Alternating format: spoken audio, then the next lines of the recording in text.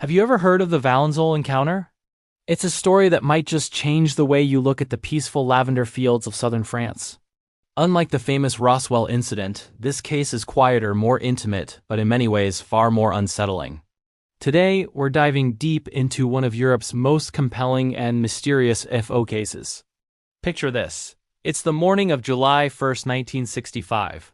The sun is climbing over the picturesque plateaus of Valensole, a region famous for its breathtaking lavender fields. A 41-year-old farmer, Maurice Masse, is out early, tending to his crops. It's a day like any other, filled with the hum of insects and the fragrant scent of lavender. But that morning, something broke the serene routine of his life, and nothing would ever be the same again. As Maurice worked, a strange whistling sound cut through the air. He looked up, expecting to see a helicopter, a common sight in the region. But what he saw was unlike any aircraft he'd ever known. An object, oval-shaped like a rugby ball, was descending silently into his field, just a short distance away.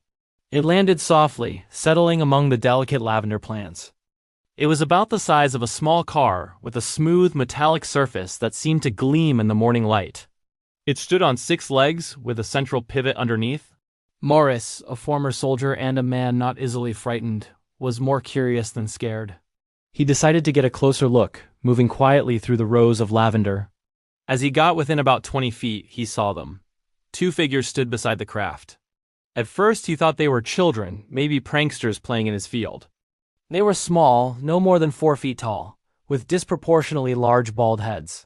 Their skin was pale and smooth, almost grayish. They wore tight-fitting, one-piece gray-green overalls, but it was their faces that truly shocked him. They had no discernible noses, just small slits for mouths and large, slanted, almond-shaped eyes that seemed to stare blankly. They were making strange, gurgling sounds as if communicating with each other. One of the beings was bent over, seemingly examining a lavender plant with intense focus. Maurice, still hidden, felt a sense of unreality wash over him. Who were these strange boys? What were they doing in his field? He decided to step out and confront them. But as he moved, one of the beings turned its head and noticed him. Its large, dark eyes met his. In its hand, it held a small, pencil-like device. It pointed this object directly at Maurice. Instantly, a wave of paralysis swept through his body. He was frozen, unable to move a muscle, unable to shout. He could only stand there, a helpless observer, as his mind raced with a mixture of terror and utter disbelief. He was completely conscious, aware of everything, yet his body was no longer his to command. The 2 beings seemed completely unfazed by his presence. They continued their strange examination of the lavender, plucking at the plants, seemingly collecting samples. Maurice watched, powerless for what felt like an eternity, but was likely only a few minutes. Their movements were calm, deliberate, almost scientific. They showed no hostility, no emotion at all. It was as if he was just another part of the landscape, like a tree or a rock. After they finished their inspection, the 2 figures walked back to their craft. They entered through a sliding door that opened silently in the side of the oval object. The door sealed shut without a seam, and the craft's legs retracted. Then, a soft humming sound began, growing slightly in intensity. The craft lifted straight up off the ground, hovered for a moment just above the lavender, and then shot away at an incredible speed. It vanished into the blue sky in a matter of seconds, leaving behind only a deafening silence and the lingering scent of lavender. As the craft disappeared, the paralysis that had gripped Maurice finally released its hold. He collapsed to the ground, his limbs weak and trembling. He lay there for a while, trying to process the sheer impossibility of what he had just witnessed. When he finally found the strength to stand, he went to the landing spot. The evidence left behind was just as strange as the encounter itself. In the place where the craft had rested, there was a damp, circular depression in the soil. The ground was incredibly hard, almost like concrete. It was as if it had been subjected to immense pressure and heat.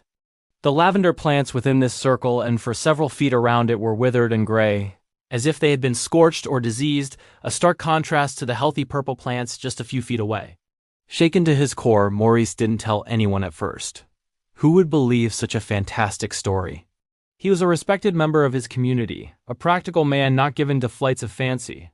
He feared ridicule, feared that people would think he was crazy or drunk.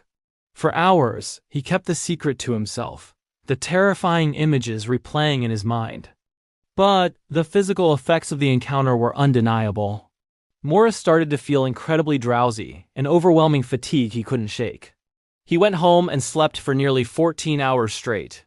When he finally shared his story with his wife and then the local authorities, his reputation for honesty and sobriety made them take him seriously. The local gendarmerie or police were called to investigate. They cordoned off the area and took soil samples. They documented the hardened ground and the wilted plants.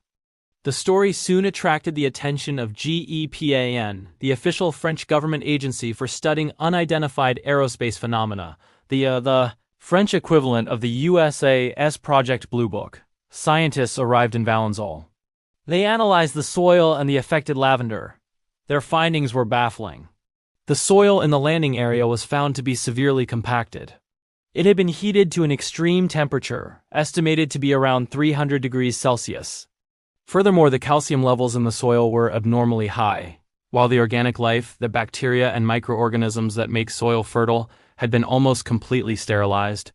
For years, nothing would grow in that spot. The lavender plants never recovered. Investigators questioned Maurice Masse exhaustively. They subjected him to psychological evaluations and medical examinations. Through it all, his story never changed, not by a single detail. He recounted the events with a calm, matter-of-fact consistency that convinced even the most hardened skeptics. He wasn't seeking fame or money. In fact, the attention caused him immense stress. He was simply a man telling the truth about an extraordinary event that had happened to him. What makes the Valensole case so compelling is the combination of a credible witness and tangible, physical evidence. This wasn't just a fleeting light in the sky. This was a close encounter of the third kind, with a landing trace that scientists could study. The paralysis Maurice experienced is also a recurring element in many other close encounter reports from around the world, suggesting a shared, consistent phenomenon. For years after the incident, Maurice Masse was plagued by the memory. He became more withdrawn and was reluctant to speak about it publicly. The field where it happened became a site of pilgrimage for UFO enthusiasts, much to his annoyance. He had seen something he couldn't explain, something that defied all known laws of physics and biology. And it had happened in his own backyard. To this day, the Valensole Encounter has never been debunked. No conventional explanation, be it a secret military craft, a weather phenomenon, or a hallucination, has ever been able to account for all the facts. The hardened, sterilized soil, the withered plants, and the unwavering testimony of a credible witness all point to something truly anomalous. What were those small beings? Where did they come from? And what did they want with Maurice Masse's lavender? Were they extraterrestrial botanists collecting samples from a distant world? Or was it something else entirely? The questions remain hanging in the air like the scent of lavender on a summer morning in Provence. The story of Maurice Masse is a chilling reminder that there may be mysteries hidden in the most ordinary of places. It suggests that we may not be alone, and that sometimes the veil between our world and another can be lifted, if only for a few terrifying, unforgettable moments. It's a quiet story, but its implications are cosmic in scale.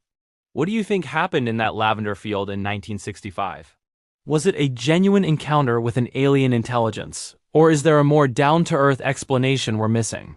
Let me know your theories down in the comments. Thanks for joining me on this journey into the unknown. If you enjoyed this video, please hit that like button. And don't forget to subscribe and turn on notifications so you don't miss our next deep dive into the unexplained. Until next time, keep looking up.